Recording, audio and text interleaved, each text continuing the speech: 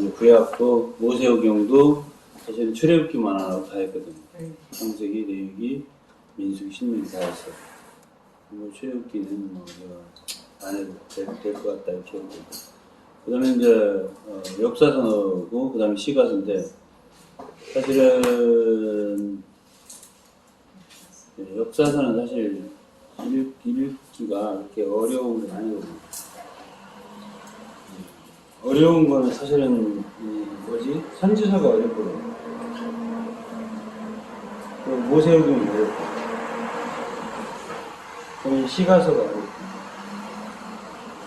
이제 시가서를 엮기를 했고, 아가서를 했고, 그러니까 시가서도 2개나 하고 3개나 안 하고. 근데 이제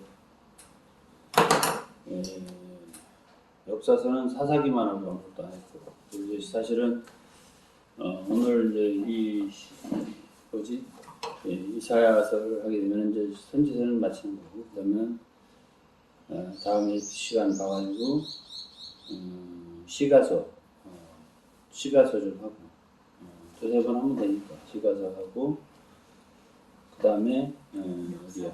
저 역사서죠. 역사서는 뭐 그냥 재밌는 얘기니까 그거는 역사서는 이렇게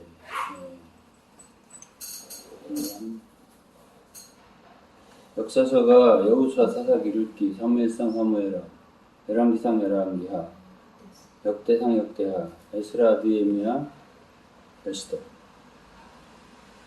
역사 12개인데 역사서도 재밌죠. 역사 재밌고 좋고. 자, 오늘은 이사야서를 하겠습니다. 이사야서는 신약의 인용이 가장 많은 구약의 구약 성경입니다. 신약에 인용된 부분만 58번 많이 인용됐죠. 바울도 많이 인용했고, 또 마태복음도 많이 인용했고, 여기저기 많이 인용했습니다. 이사야라는 선지자가 예언을 한 시기는 유다국의 아하스 왕 때, 아하스 왕 때고,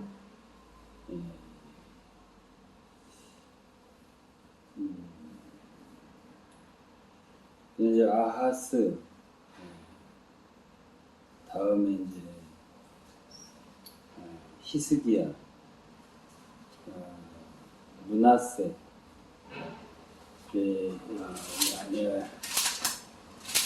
이사야서 1장을 보면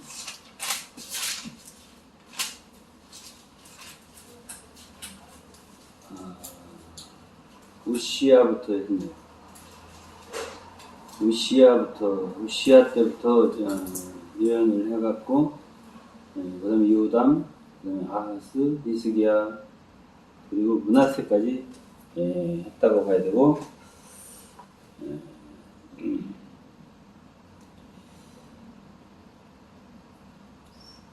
그러니까 이제 이 사람은, 이 이사야 선지자는 므낫세 왕 때 순교했다, 이게 정설로 되어 있어요. 히브리서 11장에 보면 톱으로 켜서 죽었다는 죽은 선지자가 있어요. 그게 이사야입니다. 이사야가 말하자면 순교를 톱으로 켜 죽임을 당했다, 이렇게 말하자면 그 전승에 그렇게 기록되어 있습니다. 선지자로서 활약한 기간 60년 정도, 오랜 기간 있어요. 우시야 왕은 일명 아사랴라고도 해요. 그 이름을 갖고 있죠.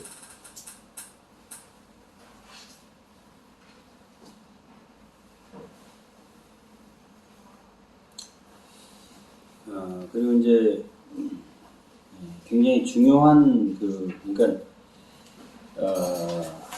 우시야 왕 때는 이제 이제 좀 얘기를 하겠지만은 부르심을 받은 그때가 바로 6장인데요. 이사야 6장 때는 우시야 왕이 죽던 해 그때 이제 부르심을 받았습니다. 그리고 요담 때는 뭐 그렇게 특별하게 예언한 것이 별로 없고요. 이제 우시야 왕이 죽고 그리고서는 그때 이제 부르심을 받았는데 많이 그 예언을 하게 된 때는 아하스 왕 때, 그리고 히스기야 왕 때입니다. 주로 세 왕 때 예언을 많이 했어요. 내용 읽어보면 그래요. 근데 이제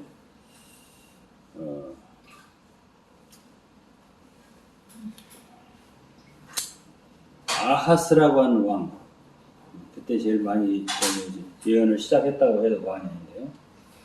그때의 그 아하스라고 하는 왕은 참 안 좋은 사람입니다. 정말 안 좋은 왕 중에 하나가 아하스입니다. 그래서 좀 이따 얘기해요.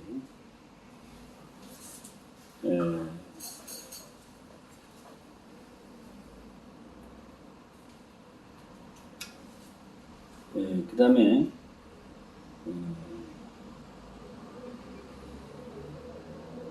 이사야 선지자가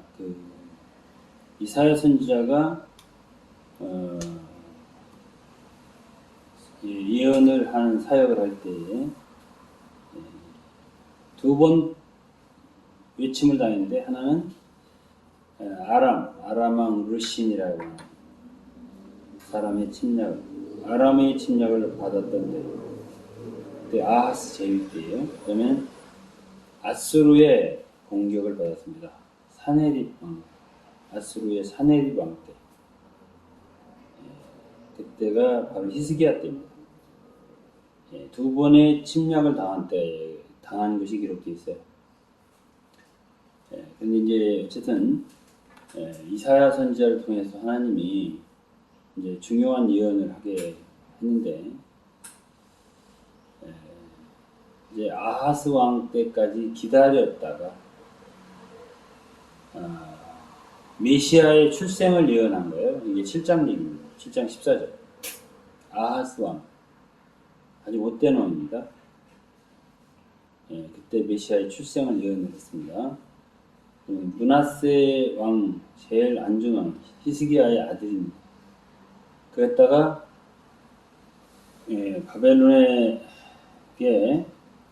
멸망할 것에 대해서 바벨론의 포로로 잡혀갈 것을 예언을 한 거예요. 물론 히스기야 때 이미 바벨론에게 멸망할 거라는 얘기를 했습니다. 히스기야 말기죠. 병이 들어서 나왔는데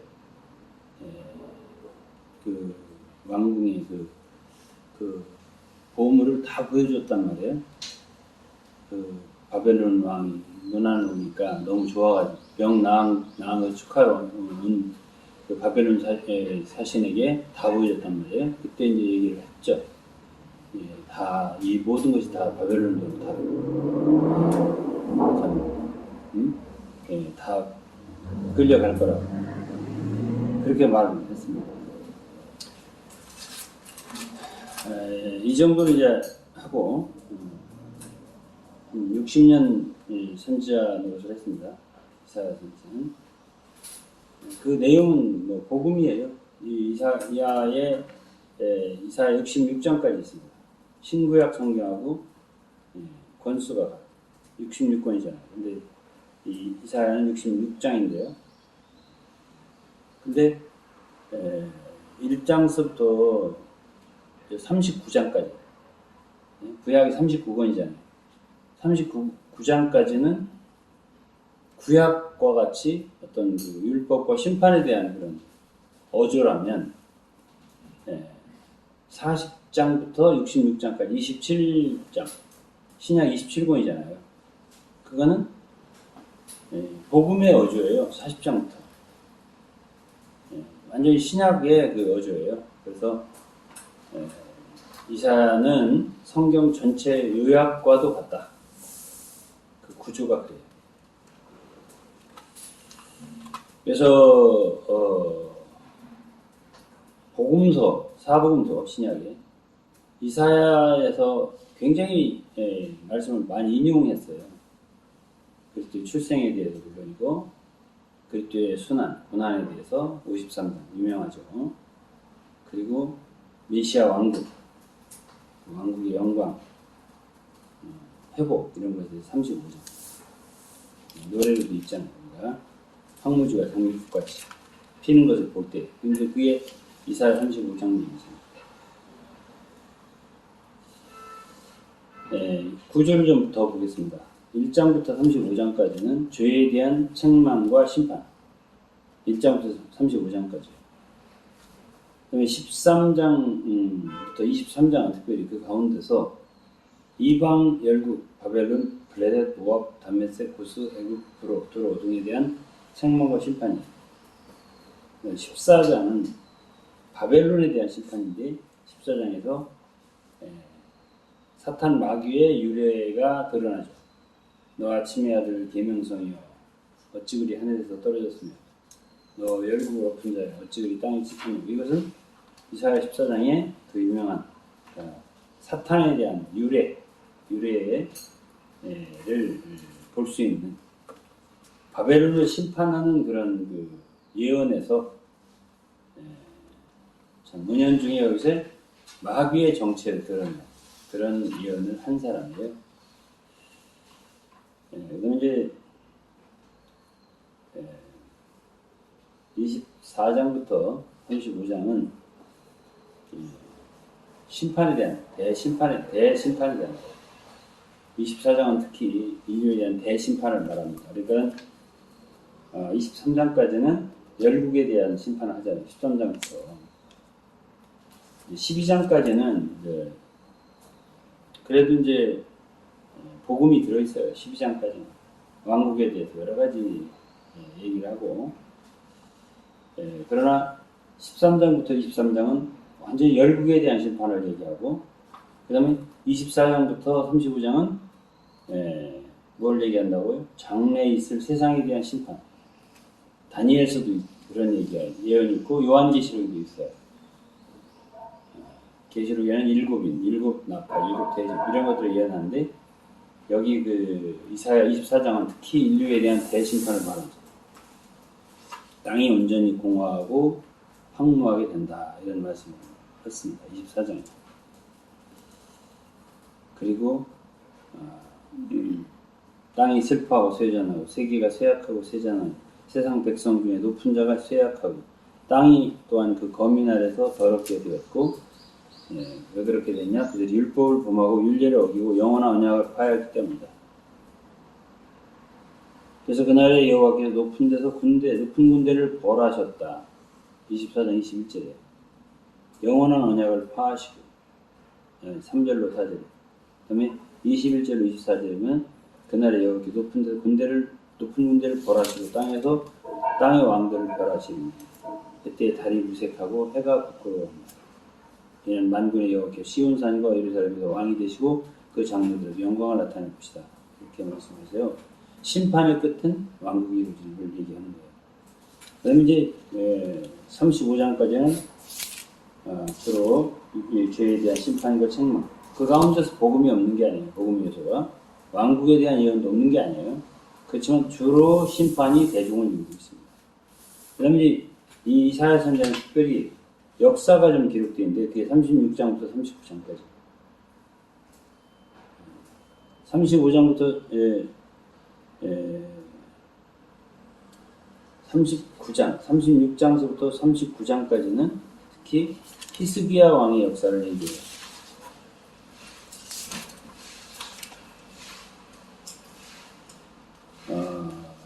여기서 지금 이 말이 잘못 써져 있는 건데 30 35장이라고 된 건 잘못 기록되어 있어요. 36장이다. 36장부터 39장까지는 역대하 29장부터 32장까지 히스기야 왕의 역사를 기록하는데 36장은 아수르 왕 사네리립이 쳐들어와서 매우 곤란하게 한 상황. 37장에서는 히스기야 왕이 옷을 찢고 이사야한테 사람을 불러서 환난과 책벌의 날이다. 이렇게 37장 후반부는 히스기야 왕이 간절한 구원의 기도를 하는 내용이 나오고, 그 다음에 하나님께서 이 응답은 아스르 왕이 칼에 살해될 것이다. 그리고 유다를 구원해줄 것이다 말씀. 그 다음 38장에는 히스기야가 죽을 병에 걸린 게 나오고, 그 다음에 38장 9절 20절은 나았잖아요. 그래서 나은 후에 간증과 고백이 기록되어 있고, 39장은 아쉽게도 히스기야 왕이 어리석은 실패. 그 바벨론이 그때 작았어요. 작았는데 그 병이 나았다는 게 있고, 바벨론 그때 당시에 왕이 브로닥 발라다는데 예물을 보내 그 사자들을 보냈는데, 그때 히스기야가 너무 기뻐서 공중의 보물 모든 것들을 다 그 바벨론 사신들에게 보여주었단 말이에요. 그때 이제 선지자가 이사야가 뭐라고 했어요? 보라, 나리 네 집에 있는 모든 소유와 네 열조가 오늘까지 쌓아놓은 모든 것이 바벨론 공긴바 되리라 했습니다. 다음 이제 40장부터 66장까지 제가 아까 신약에 해당한다고 했는데, 40장부터 48장까지의 주제는 의로입니다. 내 백성 의로하라부터 나와 40장 이걸 열어보면, 그러면 이제 49장서부터 57장까지의 내용은 구원자로 보내실 받은 고난의 종 메시아에 대한 예언. 그 가운데 53장이 대표적이죠. 58장서부터 마지막 66장은 택한 백성이 장래의 영광을 예언합니다.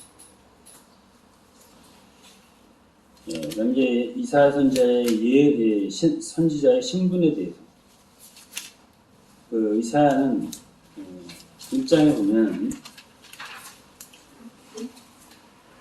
아모스의 아들이라고 되어 있어요. 선지자 아모스하고 달라요.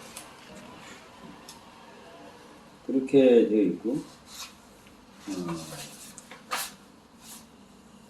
그 다음에 이제 그 아내도 그 이사야 선지자 부인이 있어요. 부인도 선지자였습니다.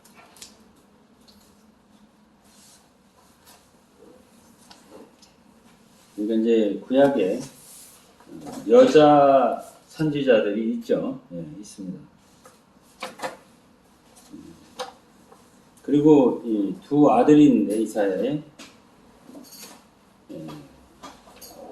이름이 기록되어 있어요. 스알랴셋 그리고 마헬살렐 하스바스, 이 두 아들이 있습니다. 근데 그 이름이 뜻이 마헬살렐 하스바스는 노략이 속히 임한다 그런 뜻이고, 스알랴셋은 잃어버린 백성이 반드시 돌아온다 그런 뜻이에요. 스알랴셋은 잃어버린 백성이 반드시 돌아온다. 그러니까 이사야 선지자는 뭘 예언했냐면, 바벨론이 아직 그렇게 국가로서 그렇게 크게 되지 않은 조그만한 있을 때예요. 그때는 강국이 어디냐면 아수르예요. 근데 그때에 이미 이사야는 바벨론에게 멸망한다, 유다국이. 그걸 예언하고 포로가 된다, 이걸 예언했어요. 그게 몇 년이다 그건 예언 안 했어요. 파멸을 당한다 이거 예언했어요. 몇 년이다 그건 예레미야가 예언했어요. 70년이다. 근데 이사야 선지자는 바벨론에게 멸망을 당한다. 이거는 분명하게 예언한 선지자예요. 그런데 반드시 또 돌아온다까지 되어 있어요. 예? 몇 년 만에 돌아온다는 없어요.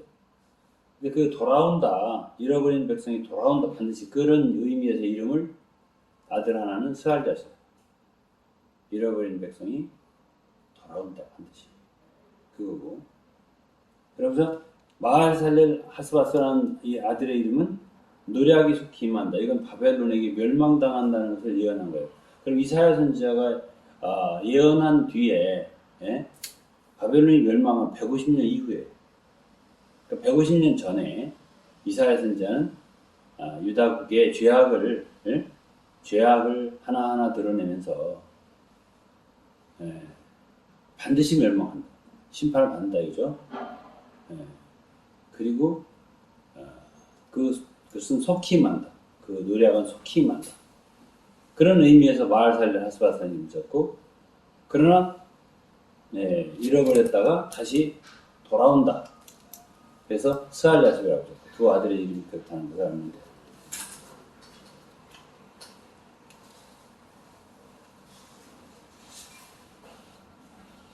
그래서 이제 메시아에 대한 예언이 많은데, 아까도 말했지만 출생에 대해서, 메시아 출생 7장 14절 9장 아주 유명한 말씀입니다. 그리고 그분의 출신, 연한 순 같다든지 다윗의 이세의 가지에서 나온다라든지 이런 거, 그것이 11장에 나옵니다. 성령으로 충만될 거다. 11장에 그분의 사역이 눈에 보이는 대로 심판치 않고 귀에 들리는 대로 판단치 않는다. 이런 말씀이 다 11장에 있어요. 그 다음에 61장에는 주 예수님이 누가복음에서 인용하신 여호와의 신이 내게 임하였으니 이는 여호와가 그의 기름을 부으시고 가난한 자에게 아름다운 소리를 전하겠다. 이 말씀은 61장에 있어요. 이사야. 자, 그러면 이제 이사야 성경을 좀 약간 이제 살펴보겠습니다. 1장서부터 보십시다. 이사야 성경을 보자고요. 그런데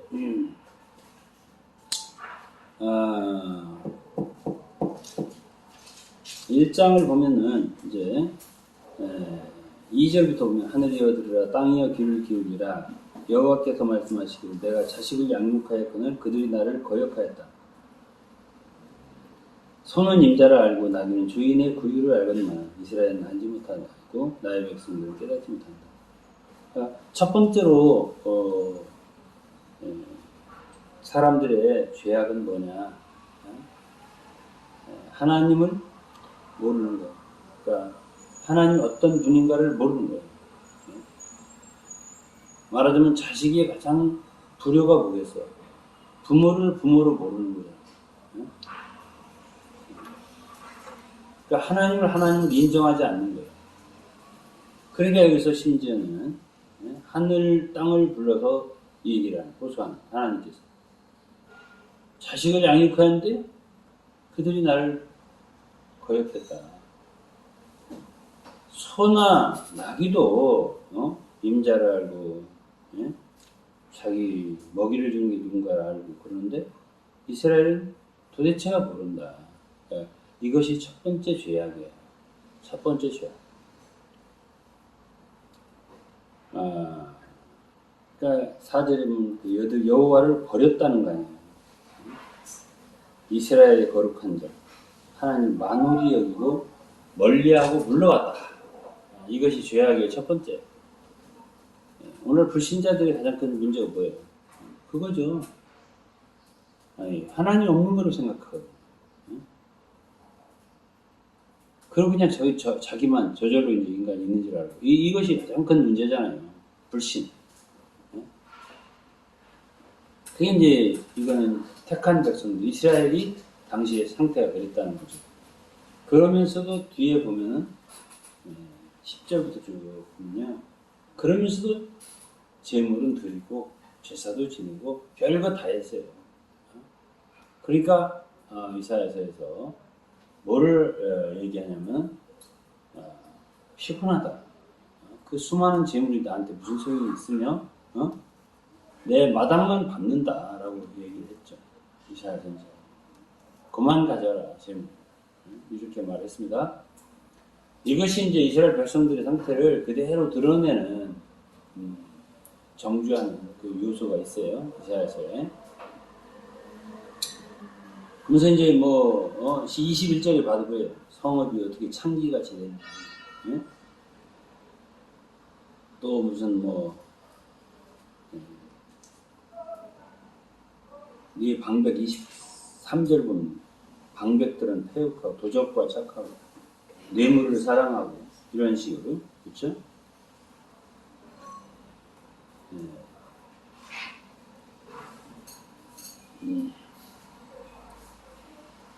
그런데 이제 이렇게 그들을 뭐라고 표현하냐면 10절에 1장 10절은 거의 유다고 하나님의 백성들의 관원이 소돔의 관원같이 됐다. 백성은 고모라의 백성과 같이 됐다. 이 정도로 타락했다는 얘기를 하고 있습니다. 그러면서도 11절에 보면 무수한 재물이 내게 무엇이 유익하냐. 수양의 번제와 탈진 짐승의 기름이 나는 배불렀다. 네, 그렇죠? 수염소의 피를 기뻐하지 내가 한다. 어린 양이나 수염소의 피를 기뻐하지 않는다.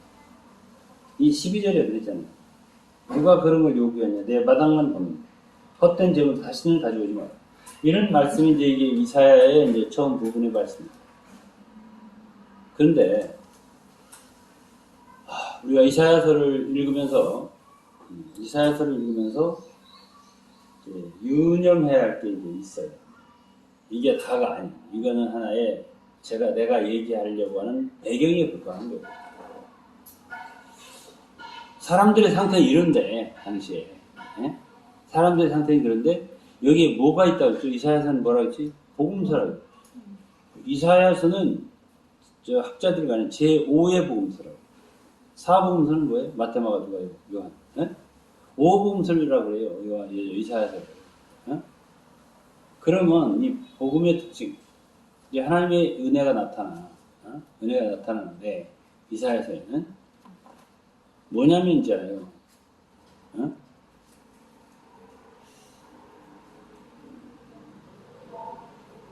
언제 이 복음을 얘기하냐면 언제? 이제 이 아하스라는 왕이 나쁜 왕이라고 했잖아요.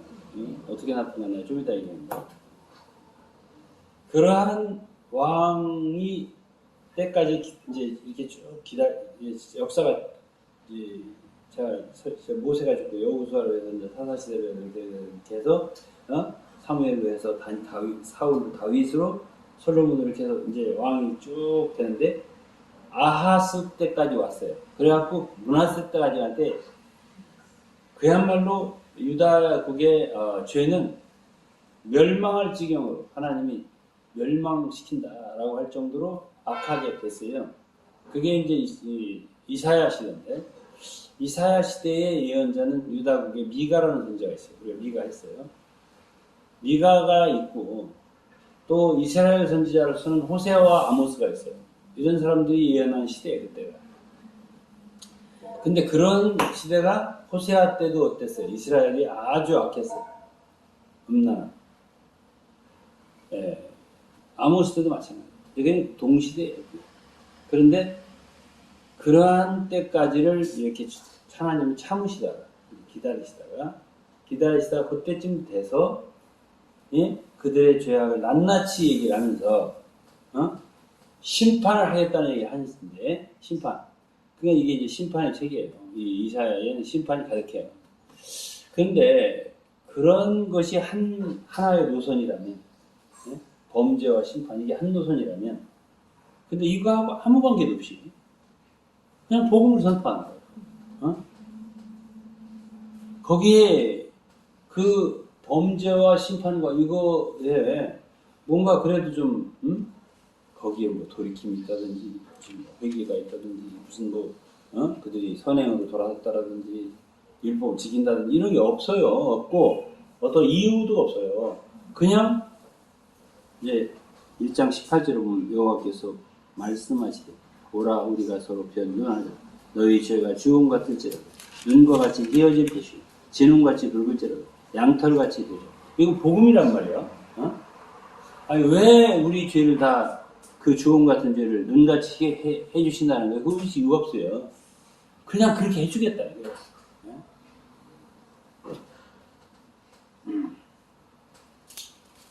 그러면 이제 다음에 이제 25절부터 26절, 27절을 보면요. 똑같아요, 또. 내면. 26절 보면, 내가 너희의 사사들을 처음같이, 너희 무사들을 본래같이 회복할 것이다. 그러한 후에 네가 의의 성, 신실한 고울이라 칭함이 되리라. 아까는 소돔의 반원이다. 무슨 고모라 백성이다. 이렇게 얘기한 게 몇 절 전이에요. 근데 그 다음에 어떻게 되는 게 없어요. 이렇게 하겠다 이거죠. 이건 하나님 마음이에요. 그게 복음이라고 하는 건 인간에게 어떤 좋은 점이 있어서 하나님이 이렇게 죄를 용서해 주겠다, 혹은 이렇게 회복해 주겠다, 청결하게 해 주겠다 그런 게 아니에요. 그냥 하나님이 무조건요 어떤 근거가 없어요. 그것이 이사야서의 특징입니다.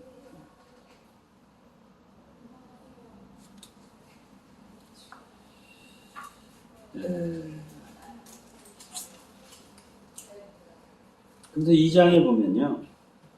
이거는 이제 왕국에 대한 예언이에요. 2절에 말일에 여호와의 전에 산이 모든 꼭대기에 붙여서 모든 작은 산 위에 뛰어내리니 만방이 그리로 몰려 많은 백성이 감히 이르고 오라 우리가 여호와의 산에 이르며 야곱의 하나님 전에 있죠. 만방이 그런다는 거 아니에요. 그가 그 도를 우리에게 가르칠 것이다. 우리가 그 길로 행하리라 합니다. 율법이 시온에서 나올 것이요 여호와의 말씀이 예루살렘에서 나올 것이다. 그가 열방 사이에 판단하시며 많은 백성을 판결하시니 그가 누구죠? 그리스도죠. 우리가 그 칼을 쳐서 보습을 만들고 그 창을 쳐서 낫을 만들고 이 나라와 저 나라가 다시는 칼을 들고 서로 치지 않고 변적을 연습하지 않는다. 자, 그럼 이것이 바로 왕국에 대한 선포인데, 왕국에 대한 선포도 무슨 이스라엘이 기도를 했다든지 유다국이 무슨 탄원을 했다든지 호소를 했다든지 회개했다든지 이게 없어요. 그냥 내가 이렇게 할 것이다 라고 지금 일방 선포를 하는 거예요. 하나님이 완전히 일방적으로 하는 거예요.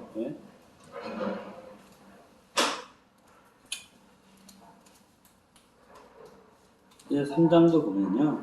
3장도 보면은 그들의 그 죄악상, 유다국의 죄악상, 죄악, 또 심판, 이렇게 여러 가지를 이제 얘기를 합니다.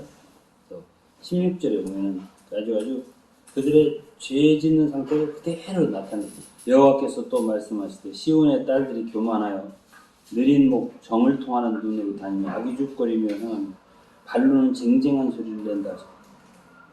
그러므로 주께서 시온의 딸들의 정수에 딱지가 생기게 심판이죠. 여호와 그들의 하체로 드러나게 하시죠. 그 등등 계속 보면은 다 그래요. 그러면서 4장에 보면 그때 7 여자가 한 남자를 붙들고 우리 떡을 먹고 우리 옷을 입으라. 근데 이런 모든 게 뭐죠? 이런 모든 게 심판의 광경이죠. 남자들이 전쟁에 나가 다 죽으니까 여자들 7명이 한 남자를 붙잡고서는 어떻게 좀 한번 같이 살아보자 이렇게 한다는 거지. 너무 남자가 귀하니까. 그 하나의 수치를 그러니까 그 심판을 당하니까 남편이 없으면 수치가 있잖아요. 그러니까 어떻게 남자를 하나 구하려니까 남자를 희귀하고 그게 심판의 환경이죠. 근데 그 다음에 2절을 보시면요. 그냥 없어요 또. 그 가운데 그 중간에 무슨 이런 심판의 상황에서 뭔가 그러니까 회개했다는 이런 게 없어요. 사사기처럼 말이야 막 부르짖었다든지 이런 게 없습니다. 없는데 그날의 여호와의 싹이 아름답고 영화로울 것이며 그 땅에서 산 이스라엘의 피난하는 자를 위해 영화롭고 아름다울 것입니다. 시온에 남은 자 예루살렘 넘어진 자 예루살렘에 생존한 자 중에 농명된 모든 사람은 거룩다 칭함을 얻으리니 그렇죠? 그 여호와께서 5절이면 거하시는 온 시우천과 모든 지표에 낮이면 구름과 연기 밤이면 화염의 빛을 만드시고 모든 영광의 천막을 덮으실 것이다. 낮에는 더위를 피하는 그늘을 짓고 풍우를 피하여 숨는 것이 될 것이다. 여호와의 싹이 있다. 이 2절에는 여호와의 싹이 아름답다. 그게 누구죠? 메시아를 얘기하는 거예요. 메시아에 대한 예언을 한다고? 복음이죠. 왜 복음을 선포하는데? 이유가 없어요. 그래서 5장이면은 이 노래입니다. 포도원의 노래. 5장 후반부는 심판의 노래예요. 어쨌든 이런 이야기가 계속되고 있습니다. 근데 6장을 좀 보시면 이렇게 예언을 하다가 이제 우시야 왕이 죽어요. 그것이 6장이에요. 이 사람은 문둥병에 걸려서 오랫동안 앓다가 죽은 사람입니다. 우시야라는 사람이. 근데 이때 이제 이사야 선지자는 그래도 오랫동안 선지자로 한 사람이에요. 근데 그때 이제 갑자기 이 사람이 뭔가를 봤어요. 이상을 본 거지. 그게 이제 보좌에 그 앉으신 그리스도죠. 옷자락이 성전에 가득하더라. 그래서 이제 그때 이제 그 영광의 그리스도를 주님을 보니까 거룩하다 이런 소리도 들리고 그러게 거기에 스랍들도 여섯 날개가 있어서 막 날개짓을 하면서 있고 이런 모습 그런 소리를 하니까 5절에 이사야가 화로다 나야 망하게 되었다. 나는 입술이 부정한 사람이다. 그러면서 그때 스스로 제단의 숯불로 그 입술을 갖다 대고서 네 악이 제해졌다. 네 죄가 사해졌다 하면서 주님의 말씀하시기를 내가 누구를 보내면 누구와 우리를 위하여 갈고 이런 음성이 있더라는 거죠. 그때 내가 여기 있나이다. 이렇게 이제 한 유명한 말씀이 바로 이 이사야 6장이고 이때가 이사야가 그야말로 새롭게 부르심을 받는 그런 장면이에요. 이게 이사야 6장이에요. 이사야 6장은 굉장히 중요해요. 그러니까 이사야 선지자가 처음 부르심 받는 게 아니에요. 섬기는 과정에서 그야말로 새롭게 일어나는 거예요. 이때 그 이제 하나님이 이사야를 보내죠. 그래 이 백성에 가서 말해라. 그렇지만 그들이 듣기는 들어도 깨닫지 못할 거다. 보기는 보아도 알지 못할 거다. 그래서 오히려 하나님은 이 사람들의 마음이 둔하게 하고 귀가 막히고 눈이 감기게 해서 그들의 눈으로 보고 귀로 듣고 마음을 깨닫지 못하게 하겠다. 그렇게 말씀을 하세요.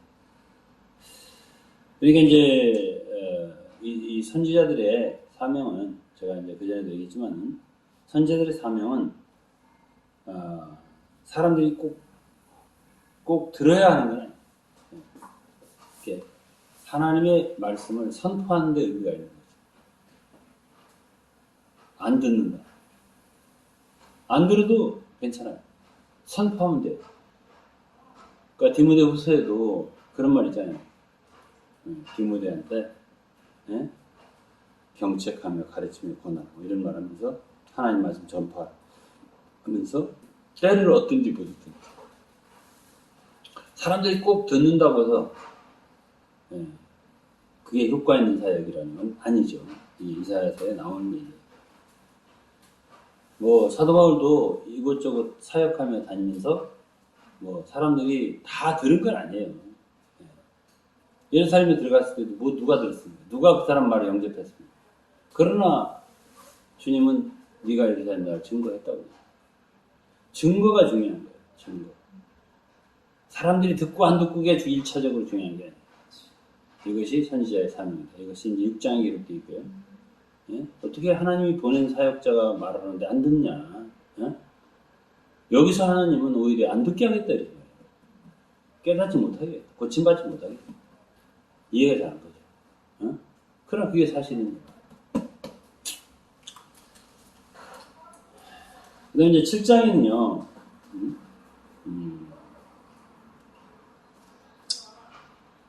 우시아의 손자, 아하스 때인데요. 아하스라고 하는 왕은요, 참 안 좋은 왕인 게 역사서에 나와요. 아수르 같은 데 가서 막 우상을 만들어 갖다 성전에 갖다 집어넣고, 성전의 모든 죄를 고치고, 여러 가지 나쁜 일을 많이 한 사람이에요. 이 아하스 왕이. 근데 그 아하스 때에, 아람 왕하고 아까 얘기한 대로 이스라엘 왕이 연합을 해서 쳐들어왔습니다. 예? 아람 나라하고 이스라엘 나라가 연합해서 유다를 치러 왔다고. 그때 누구라고? 이스라엘 유다 왕은 아하스라고. 그렇게 2절에 보면 아람과 에브라임이 에브라임 뭐죠? 이스라엘이에요. 동맹했다니까 그 왕 아하스의 마음이 어떻게? 살림이 바람에 흔들리는 것이 흔들렸다. 그때 이제 여호와께서 이사야에게 말씀하시죠. 네 아들 스알랴스는 위문 수도 끝에 세탁자 아하스를 만나서 이사야 아들이죠. 이제 아하스에게 위로를 해주는 거예요. 아람왕 누구하고 르말리아의 아들 누구하고 이스라엘 왕이죠. 걔들이 어떻게 할지라도 그들이 어떻게 크게 분노를 해서 하더라도 연견한 두 부직갱이 그릇터이 두려워하지만 낙심하라. 이렇게 말하는 거예요. 응? 누구더러 아하스 뭘 잘했다고 자랑 하나도 없어요. 그냥 그렇게 해주는 거예요. 그냥 하나님 누구를 통해? 선지자를 통해서. 우리는 큰 하수, 흉흉하고 창의란 하수라잖아요. 그런 것을 좋아한다는 거죠. 그러니까 르신과 르말리의 아들 기뻐한다는 얘기는 오히려 아수르같이 대적이잖아요. 자기를 지금 쳐서 멸망시키라고 이런 것을 의지한다는 거예요. 이런 상태를 누군 그리고 있습니다.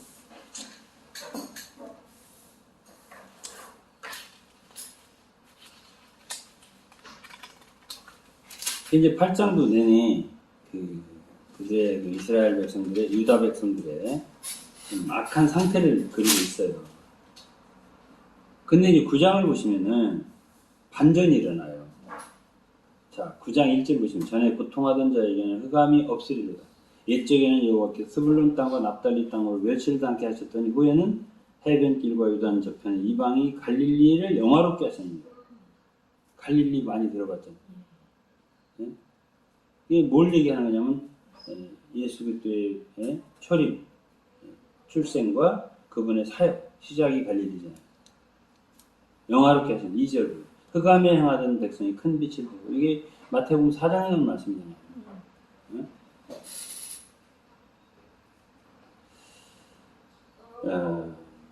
그리고 6절에 보면 이는 한 아기가 우리에게 낳고 한 아들을 우리에게 주신 바 되었는데 그 어깨는 정사를 놓고 그 이름 기묘자라 보살아 전능하신 하나님 영존하신 아버지로 평강의 왕. 이거는 메시아를 보내주겠다는 언약이잖아요.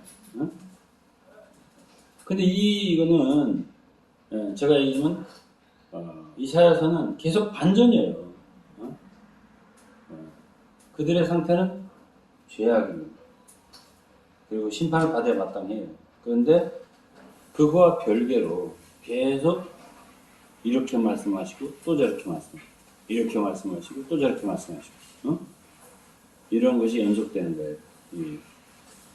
그래서 이제 여기까지 이제 제가 얘기를 하고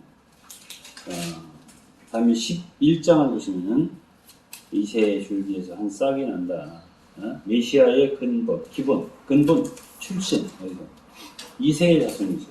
이새는 다윗을 낳고 다윗에게서 이제 말하면 결국 다윗에게서 많은 왕들이 나다가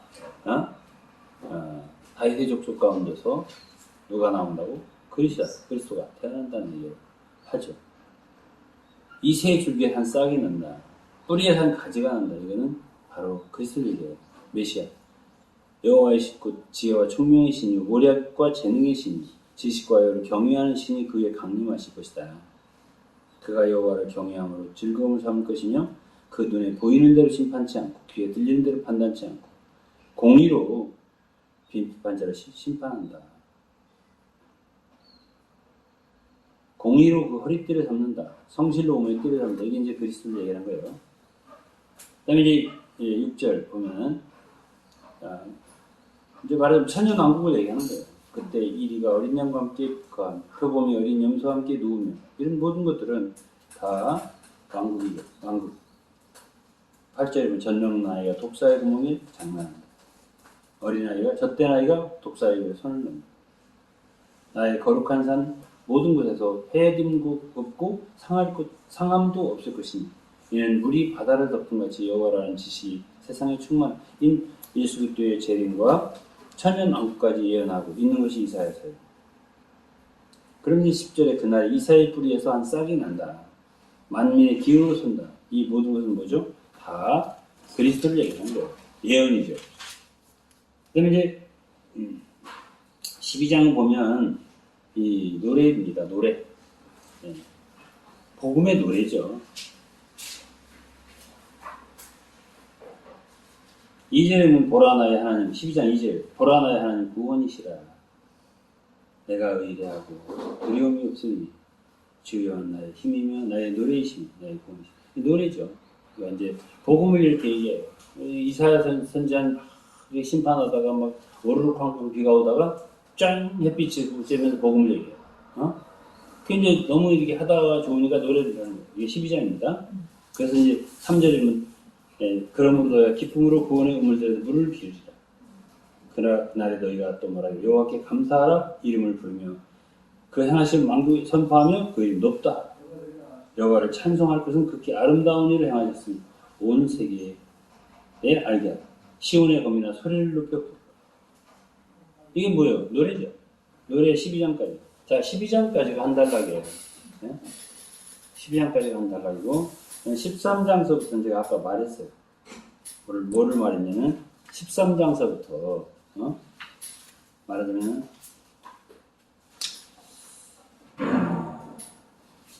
23장까지는 건너뛸 거예요. 그러면 13장서부터는 바벨론 열국, 이방 열국, 바벨론, 블레셋, 모압, 담메색, 구스, 애굽, 두로 등에 대한 책망과 심판. 이것이 23장까지예요. 자, 그러면 그 가운데서 좀 이렇게 특이한 장이 14장이라고 아까 말했어요. 14장 12절부터 바벨론에 대한 심판인데 그 중에서 사탄의 말하자면 오리진, 근원, 그것에 대한 드러내는 말씀이 나오는 거예요. 너 아침의 아들 계명성이여. 루시퍼잖아요. 어찌 그리 하늘에 떨어졌느냐. 이제 사탄이 어떤 존재인가를 이제 이걸 읽으면 자세히 알 수가 있어요. 이건 뭐 설명을 안 하겠습니다. 되게 아는 것들이니까. 다음 이제 그러면은 우리가 어디까지 한 거냐면 23장까지 이제 열국에 대한 심판을 본 거예요. 그런데 24장은 제가 아까 말했어요. 대심판이다. 그래서 24장 1절에 여호와께서 땅을 공허하게 하시고 황무하게 하셨다. 뒤집어 엎으셨다. 3절이면 땅이 온전히 공허하게 되고 완전히 황무하게 됐다. 땅이 슬퍼하고 쇠잔한다. 이것이 말하자면 마지막 때에 대환란을 예표하는 거예요. 대환란을.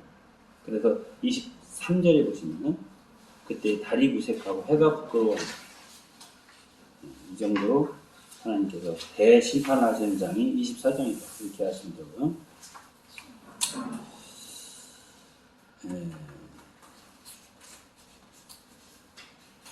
그 다음 이제 25장서부터는요,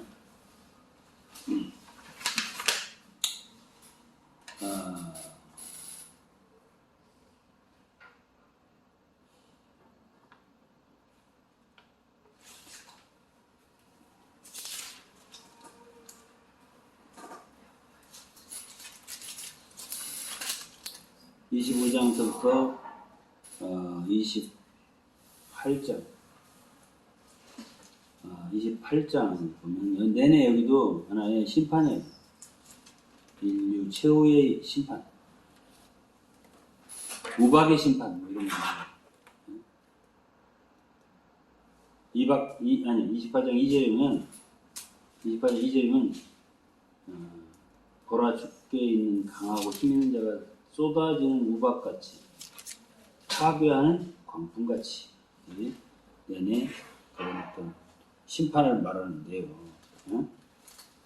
그러면서도 이런 심판이 있으면서도 내내 또 반전이 계속되는 것이 이사야서의 특징이라고 제가 말했어요. 16절, 28절. 그러므로 주 여호와께서 말하시되 보라 내가 한 돌을 시온에 두고 기초를 삼았노니 곧 시험한 돌이요 귀하고 견고한 기초돌이라. 그것을 믿는 자는 급절하게 되지 아니하리라. 그렇죠? 그러니까 이 모든 것들이 다 뭐예요? 다 복음이에요. 다음 29장도 보시면은 하나의 심판의 이야기입니다.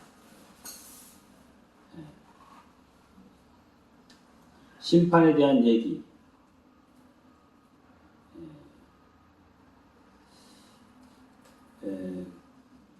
어쨌든 29장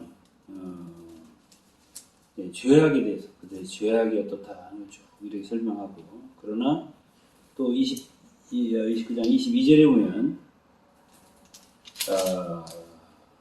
또 복음이에요. 그러므로 아브라함을 구속하신 여호와께서 야곱 족속에 대하여 말씀하시되 야곱이 이제부터는 부끄러워 아니하겠고 그 얼굴이 이제부터는 실색하지 아니할 것이며 그 자손은 나의 손으로 그 가운데 행하는 것을 볼 때 내 이름을 거룩하다 하며 야곱의 거룩한 자를 거룩하다 하며 이스라엘 하나님을 경외할 것이다. 마음이 훈미하던 자도 총명하게 되고 원망하던 자도 교훈을 받으라. 이건 다 복음이잖아요. 그러니까 죄악과 심판 이런 것에서 계속적으로 반복적으로 말하면 전환되어서 복음을 말씀하시는 특징이 있죠. 30장도 마찬가지예요. 30장도 화와 복을 지속적으로 반복적으로 얘기를 하셔야 돼요. 15절서부터 먼저 화를 얘기하시고, 그 다음에 또 18절서부터 보면 그러나 여호와께서 기다리시나니 너희에게 은혜를 베풀려 하시며 일어나시리니 이제는 너희를 긍휼히 여기려 하시니라. 대저 여호와는 공의의 하나님이시라. 그를 기다린 자는 복이 있도다. 시온에 거하며 예루살렘에 거하는 백성아 너는 다시 통곡하지 아니할 것이다. 그가 너의 부르짖는 소리를 인하여 너에게 은혜를 베푸시되 들으실 때 너에게 응답하시리라. 이 모든 말씀들을 보면 금방 전에 한 얘기하고 다른 그런 말씀을 하시는 거예요. 그래서 31장이면 또 이제 화를 또 말씀하세요. 31장이면 도움을 구하라. 애국으로 내려가는 자들은 화가 있다. 화를 얘기하죠. 또 복을 얘기하고 또 화를 얘기하고 또 복을 얘기하고 이런 것이 지속되는 것이에요. 32장에 보면은 복음 또 보라 장차 한 왕이 의로 통치할 것이요. 누구죠? 그리스도죠. 3절에는 보는 자의 눈이 감기지 않을 것이다. 듣는 자의 귀가 기울어질 것이다. 조급한 자의 마음이 지식을 깨닫고 어눌한 자의 혀가 민첩하고 말을 분명하여. 다 복음이라는 말이에요. 그 다음에 또 9절부터 보면 또 심판이에요. 10절에 보시면 너희 염려 없는 여자들아 1년 남짓이 지나도 너희가 당황하여 하니 포도 수확이 없으며 열매가 든 기한이 이르지 아니할 것이다. 너희 안일한 여자들아 떨지어다. 너희 염려 없는 자들아 당황하여 하지. 옷을 벗어 몸을 드러내고 배로 허리를 동일지어다. 좋은 밭을 위하여 열매 많은 포도나무를 위하여 가슴을 치게 될 것이다. 향긋과 찔레가 내 백성의 땅에 날 것이다. 희락의 성읍 기뻐하는 모든 집에 날 것이다. 궁전이 폐한받을 것이고 인구 많던 성읍이 적막하게 된다. 이런 계속 그 심판을 얘기하는데요. 그런데 또 15절에 필경은 위에서부터 성신을 우리에게 부어준다. 광야가 아름다운 밭이 되고 아름다운 밭을 산림으로 여기게 된다. 이것도 그 밭때의 공평이 광야의 건 의가 아름다운 밭에 있으니 이런 모든 말씀 응? 금방금방 바뀌어요. 금방금방 바뀌어요. 예, 그래서 이 복음이라고 하는 거는요 반전이에요. 반전. 응? 이것을 우리가 알 수가 있어요. 이제 9절까지도 이제 이 33장 9절까지도 보면 다 이제 저기 심판할 걸 얘기하셔요. 7절도 뭐 용사가 밖에서 부르짖고 사신들이 슬피 곡하고 8절이면 대로가 황폐 행이 끝이고 이런 얘기 땅이 9절이면 땅이 슬퍼하고 쇠전하고 레바논 부끄러 이런 얘기를 하다가 10절에는 갑자기 또 바뀌어. 여호와께서 가라사대 내가 이제 일어나고 내가 이제 나를 높이고 내가 이제 지극히 높이고 또 반전이에요. 또 반전 12절 사이 너희가 결을 잉태하고 집을 해산할 것이고 너희 호흡은 불이 되고 너희를 삼킬 것이고 정신없어요. 그죠? 네. 그 다음에 이제 34장이에요. 34장은 역시 심판인데요. 이거는 아마겟돈 전쟁을 예언하는 그런 구절들이에요. 4절이면 34절이면 하늘의 만상이 사라지고 하늘들이 두루마리처럼 날린다. 5절 여호와의 칼이 하늘에서 족하게 마시웠으니 보라 이것이 에돔 위에 내리며 이 에돔이 심판받는 거하고 마지막 시대에 아마겟돈하고는 매우 관계가 있어요. 그래서 6절에 여호와의 칼이 피 어린 양의 염소의 피에 만족한다 이런 말씀이 있어요.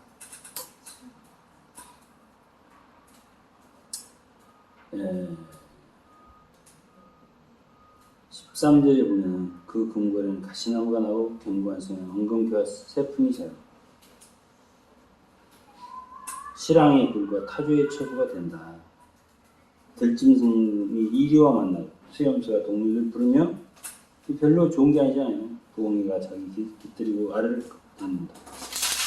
근데 이 모든 것들이 그 에돔과 바벨론의 멸망 이런 것과 관계가 아주 깊은 책들이에요. 깊은 말씀들이죠. 근데 그렇게 하다가 35장에 보시면 35장은 우리 황무지가 장미꽃같이 찬송 있잖아요. 그거예요 바로. 이러다가 여기서 너무너무 또 좋은 말씀 하시는 거죠. 광야 메마른 땅 사막이 백합화같이 피어 즐거워하고 무성하게 피어 기쁜 노래로 즐거워한다. 5절이면 그때 소경이 눈이 발릴 것고 뒷머리가 귓가에 이를 것이다. 저는 자는 사슴같이 뛸 것이다. 벙어리에는 노래할 것이다. 뜨거운 사막은 변화의 못이 된다. 메마른 땅이 변화의 원천이 된다. 8절에 거기 대로가에서 거기를 거룩한 기대하여 일컫는다. 거기에 깨끗하지 못한 자는 지나가지 못하는데 오직 구속함을 받은 자들만 거기에 다닐 수 있다. 사자가 거기는 없고 사나운 짐승이 없다. 오직 구속함을 받은 자는 그리에 행한다. 여호와의 성령을 받은 자들이 돌아와서 노래하고 시온에 이르러 그 머리 위에 영원한 희락을 띠고 기쁨과 즐거움이 모여든다. 슬픔과 탄식이 달아난다. 이건 이제 왕국에 대한 내용. 이게 완전히 복음이거든요. 이게 35장이에요. 그 다음에 36장서부터는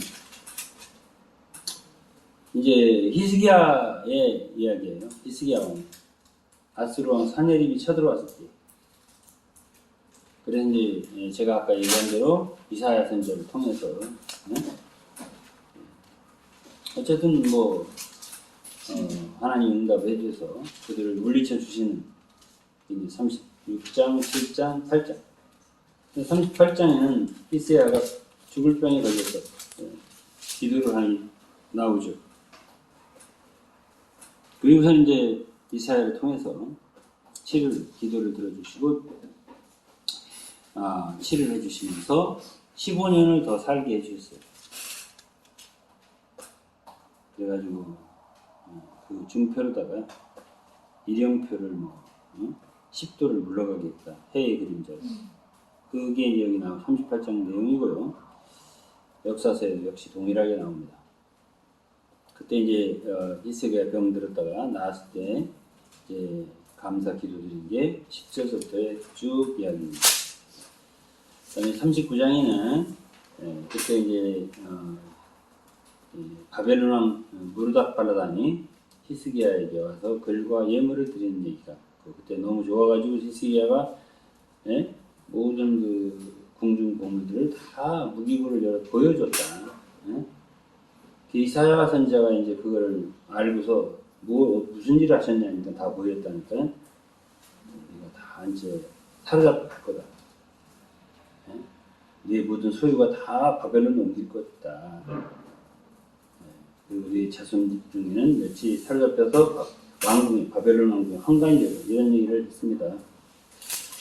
자, 그럼 이제 39장까지 마쳤는데 이게 이제 이사야의 1장서부터 39장까지 이야기가 뭐라고? 그게 이제 구약과 같다. 근데 40장서부터는 66장까지는 신약과 같다. 그래갖고 40장 1절부터 보세요. 너희 하나님이 가라사대 너희는 의로하라. 내 백성을 의로하라. 너희는 정다이 예루살렘을 말이야. 그것에게 외쳐보라. 복역의 때가 끝났고 죄악이 사함을 입었느니라. 모든 죄를 인하여 여호와에서 해나 받아. 그러니까 여기서부터는 이제는 정말 복음이에요. 3절에 보시면 외치는 자의 소리요. 너희는 광야에서 여호와의 길을 예비하라. 누구의 세례요한의 얘기하고 비슷하잖아요. 광야에 외치는 자의 소리. 골짜기마다 도두어지며 산마다 작은 산이 다 낮아지고 이건 복음이잖아요. 5절에 여호와 영광이 나타나고 모든 육체가 함께 보리라. 이게 이제 정말 복음입니다. 9절에 보면 아름다운 소식을 시온에 전하는 자야. 너는 높은 산에 오르라. 아름다운 소식을 예루살렘에 전하는 자야. 너는 힘써 소리를 높이라. 자, 이제 40장서부터는 완전히 복음을 얘기한다고 제가 말씀드렸습니다. 이제 뭐 시간이 다 됐으니까요. 나머지는 여러분들이 읽으면 되고. 그다음에 이제 41장 한 절만 듣죠. 지렁이 같은 14절. 지렁이 같은 너희 야곱아, 너희 이스라엘 사람들아, 두려워 말라. 나 여호와가 말하노니 내가 너를 도울 것이 네 구속자는 이스라엘 거룩한 자. 보라, 내가 너를 이가 날카로운 새 타작기계를 삼으니 내가 산들을 쳐 부스러기로 만들 것이며 작은 산들을 격하게 할 것이라. 그러니까 지렁이 같은 사람을, 지렁이 같은 야곱 같은 존재를 대적을 완전히 쳐부시는 산 같은 것들을 쳐서 부스러기를 만들 수 있는 타작기계를 만든다. 완전히 그야말로 하나님의 참 전사가 되고 강한 자가 되게 만든다. 이렇게 이제 약속을 하십니다. 그래서 이제 이게 복음이라는 얘기고요. 그다음에 이제 43장에도 43장도 왜 이 백성을 지었냐? 21절은 이 백성은 내가 나를 위하여 지었네. 나의 찬송을 부르게 하려.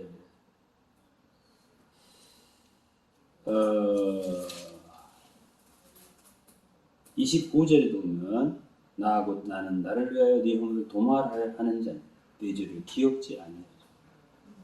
이런 모든 말씀이 다 복음입니다. 그냥 쭉 지나가고 제일 중요한 말씀, 제일 중요한 말씀은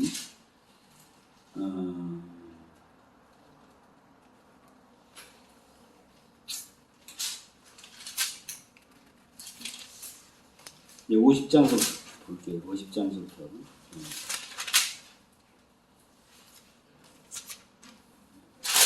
50장에 보면 여기서 이제 이 예수 그리스도에 대해서 직접 얘기를 해요. 직접 예언합니다. 4절부터 50장 4절부터 보면 주 여호와께서 합자의 혀를 내게 주셨다. 권핍한 자를 어떻게 말로 도와줄 줄 알게 하셨다. 6절에 보면 나를 때리는 자들에게 등을 맡기고 나의 수염을 뽑는 자들에게 나의 뺨을 맡기고 수욕과 침뱉음을 피하려고 내 얼굴을 가리우지 않았다. 이 예수 그리스도에 대한 예언을 이제 여기저기서 하십니다. 이제부터는 많이 하셔요. 예, 그럼 이제 53장을 보세요. 53장은 가장 메시아에 대한 고난을 우리에게 알려주는 말씀입니다.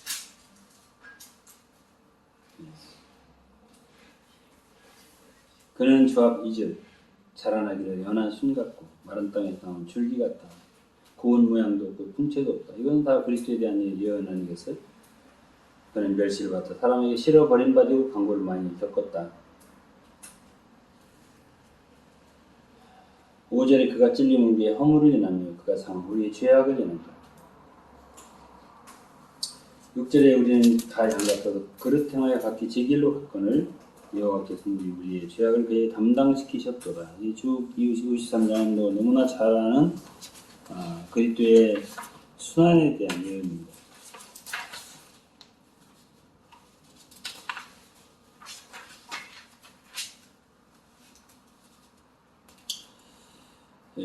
다음에는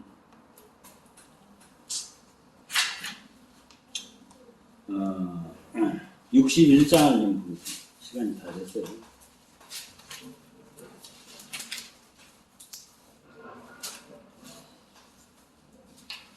61장.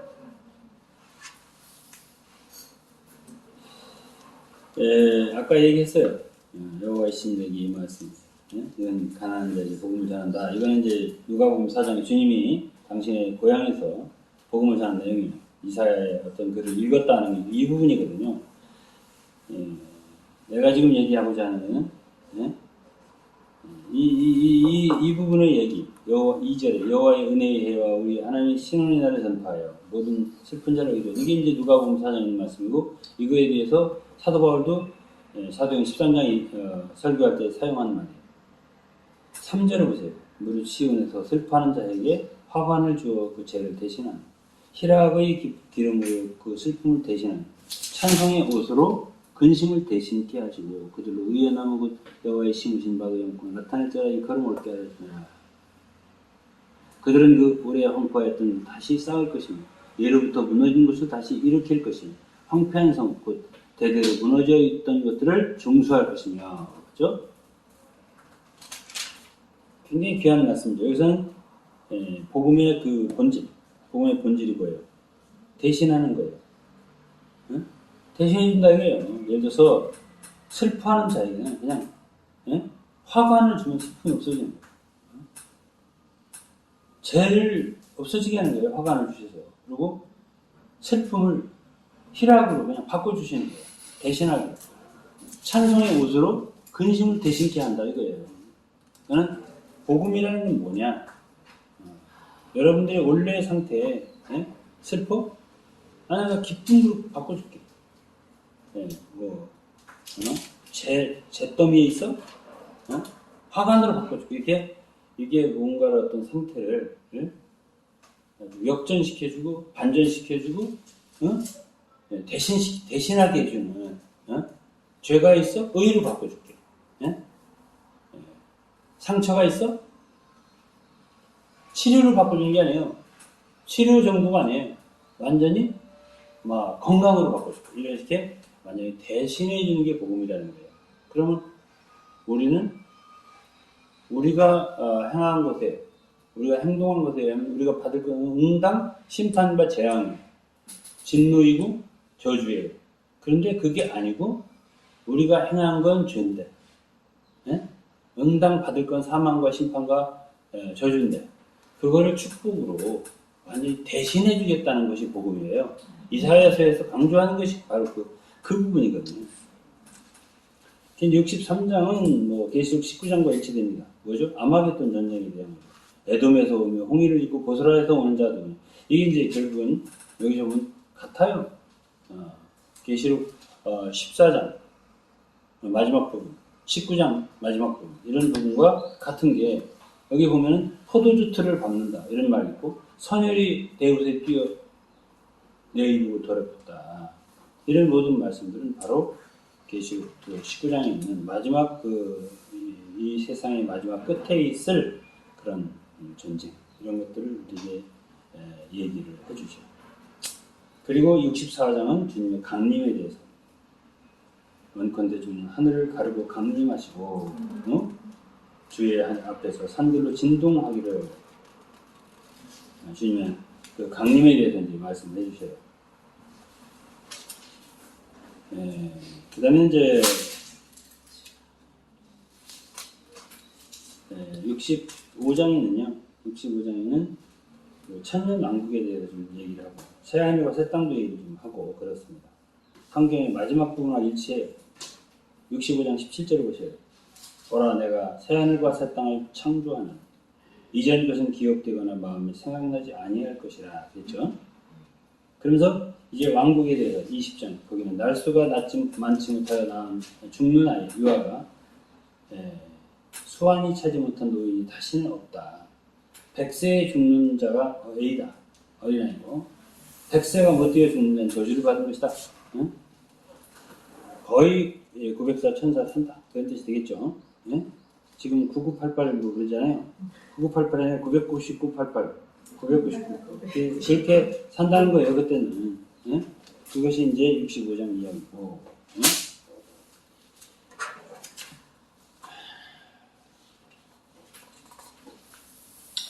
66장 마지막 부분 읽고 마치겠습니다. 22절. 나 여호와가 말하노라. 나의 지을 새 하늘과 새 땅이 내 앞에 항상 있을 것 같이 너희 자손과 너희 이름이 항상 있으리라. 자, 그러면 이제 이 이사야 성경이 어찌 보면 신약 성경의 어떤 그런 그 흐름과 많이 비슷해서 이렇게 복음을 얘기하시면서 마지막에는 왕국과 새 하늘 새 땅, 새 예루살렘까지도 이렇게 은은하게 볼 수 있는 복음을 얘기하고 있는 책이다.